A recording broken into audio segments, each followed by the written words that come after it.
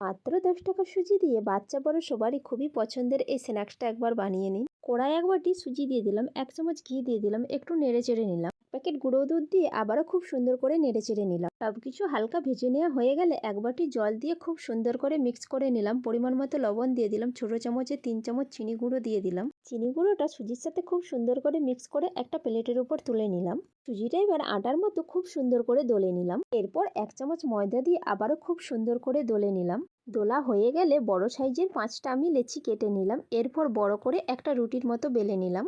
এরপর একটা ছোট সিপি নিয়েছি, সিপির সাইজের আমি মাপ করে ছোট ছোট করে কেটে নিচ্ছি। দেখুন বন্ধুরা, একটা রুটি থেকে কতগুলো আমি কেটে নিয়েছি। এই সেম প্রসেসে বাকি লেচিগুলো আমি রুটি বেলে কেটে নিয়েছি। আর এদিকে কড়াই তেল দিয়ে তেল গরম হয়ে আসলে একে একে গরম তেলের উপর স্ন্যাক্সগুলো আমি ছেড়ে দিলাম। আর দেখুন বন্ধুরা, ফুচকার মতো কত সুন্দর ফুলে উঠেছে। সুজির এই স্ন্যাক্সটা যে কোনো বাচ্চার খুবই পছন্দ হবে আর খুবই মুচমুচে হয়।